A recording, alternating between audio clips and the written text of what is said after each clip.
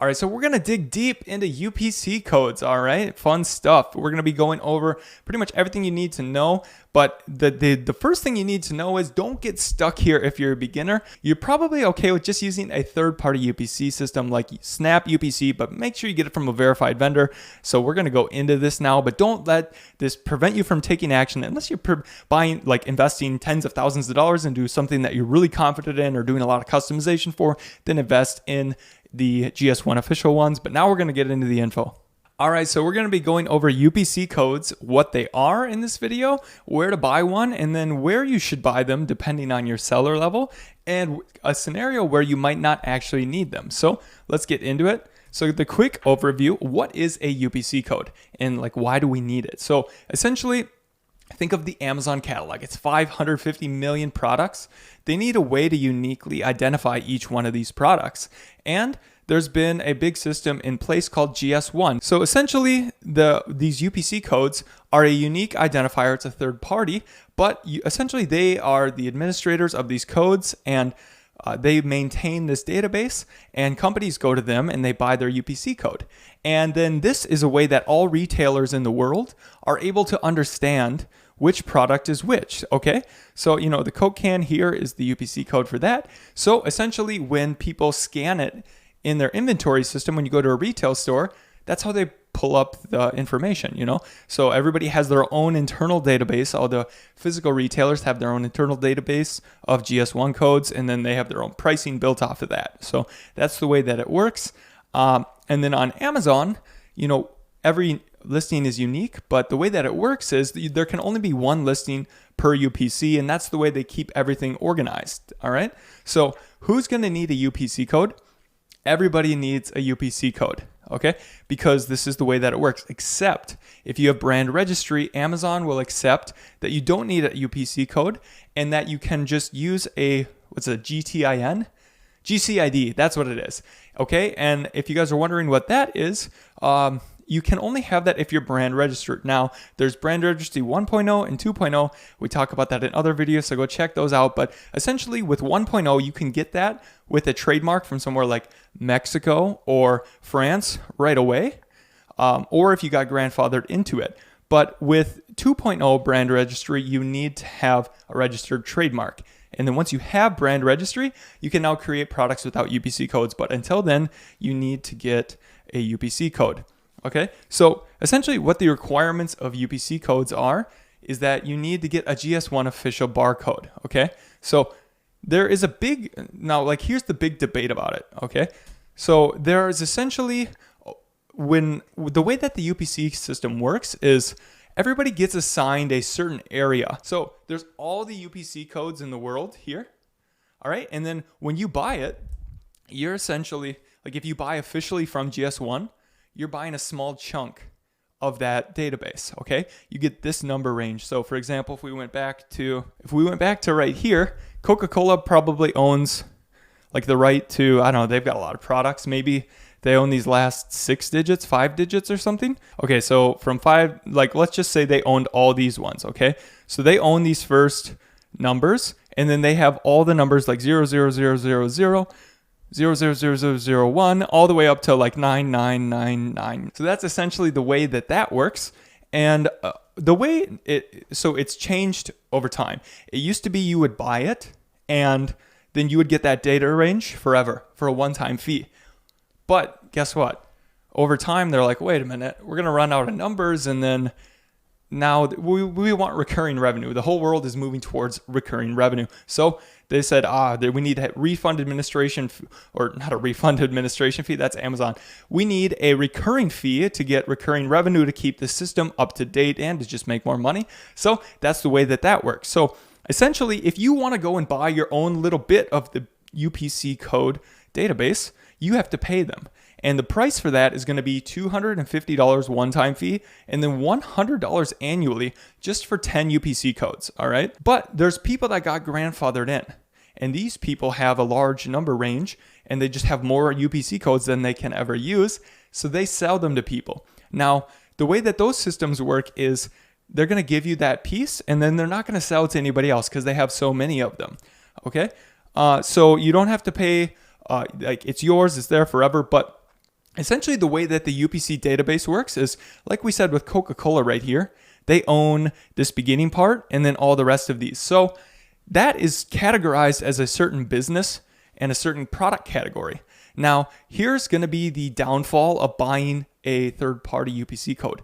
They're not going to update that information for you, or if they do, it's not going to necessarily be in the right category. It's not going to be owned by the right company. So if you ever want to get into retail, like Walmart or other places, they might have an issue with that. Like that for sure to get into Walmart, smaller retailers is not going to be too big of an issue. So that is the downfall. And technically, so here's the other debate. Amazon requires that you get a UPC code from GS1, and it's always in debate. So it's always in debate. Like, do you need the actual one with your company name from GS1, or can you buy it from some other company? And as long as it's an officially registered UPC code, is that good? From my understanding, there's been this myth for like 2 or 3 years that someday Amazon is going to crack down and you have to have your company officially registered with GS1. But that has not yet proven to come true. So there is, and here's why. I don't think it will particularly ever happen, because there's so many companies that have not done that it would just be a logistical nightmare. If you think about the customer service costs that it would cost them, all these cases and their whole product catalog is going to get messed up. I just don't think that's ever going to happen. But what are the benefits of having the official GS1? You get into retail, and it's going to make your case better when you show that, hey, if you get a hijacker or something happens, like let's say they update your listing, and hijacker updates your listing and takes it from you, then it's like, hey, we have the official product title on GS1. It's under our company name, our brand name. Even if you don't have a trademark yet, it's there. So it's a little bit more of a power move to them to get them to do what you want. Whereas if it's under some other company name and it's just your product title, and it's not going to be as powerful because it's not registered underneath your brand, which doesn't have a trademark yet. So let me just give suggestions.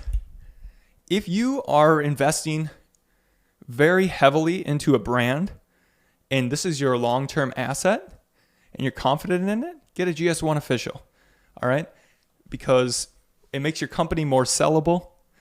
Because now when somebody wants to go buy it, if they can't distribute it into retail, well, that's a bigger issue, There's ways to get around it, but it's just more of a headache. And it shows to Amazon that you're more serious, and it shows to buyers that you're more serious, and it can give you protection in brand registry. But if you're not sure yet, like this is your first product or whatnot, and $400 and then $100 a year seems like a lot, I can make the case. So personally, I've for my brands previously, I've always just done these up here. I've just gotten the third party UPC code, and that's been good enough for me because, there's other ways that you can get your trademark protected and get hijackers taken off. So that's the path that I've always taken, by having a good website, having a good cease and desist letter, registering your trademark so that it's pending, and then doing all that work up front and having just really good website and whatnot. So there's other workarounds, but there is added protection and long-term value to your brand by getting the GS1 official. So that is what you want to do for a long-term brand. But if you're just trying to get products up and see if this is the right business opportunity for you, and speed, because guess what, GS1 is going to take more time, it's more complicated, it's more money, whereas Snap UPC in 1 minute, you could go and buy 15 barcodes for $15, and then we have a discount down below, you get 20% off. They have price matching, so if you find a better price somewhere, they'll match you 110%, I think. They'll pay you more. Or you get even more of a discount than the other people. Or I'm not sure exactly how that works. Maybe go check it out, but so I've heard podcasts. I actually heard about this on The Amazing Seller, Snap UPC. And from what I've seen in other sellers, they're legit and they work, but they don't offer all the benefits of the GS1 barcodes officially from there where you're registering your brand. So that's going to be it. But the reason why you want to get a lot is because you want to add variations onto your listings. There's many benefits to doing that. And if you don't know why, go watch my listing or go watch the video on that. But you've got more protection when you have more variations or more abilities for the future, and it can add up quite quick to just like, I launched 44 SKUs right away with the solar clips. I actually launched more than that, so I would have spent quite a hefty bit on the GS1 barcodes. But if you're, even if this is your first product, but you're investing heavily, like 10,000, 20,000, you might want to do this because you can't go back and change the UPC code. That's the only thing that you can't do. So long term, well, actually, no, I take it back.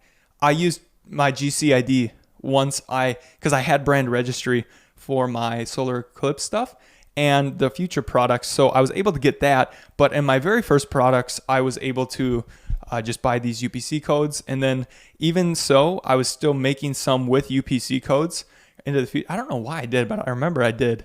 I don't remember why I did that.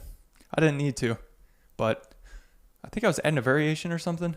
Yeah, so just make sure that when you buy your UPC codes, just keep them in a file and keep track of which ones are used for which products.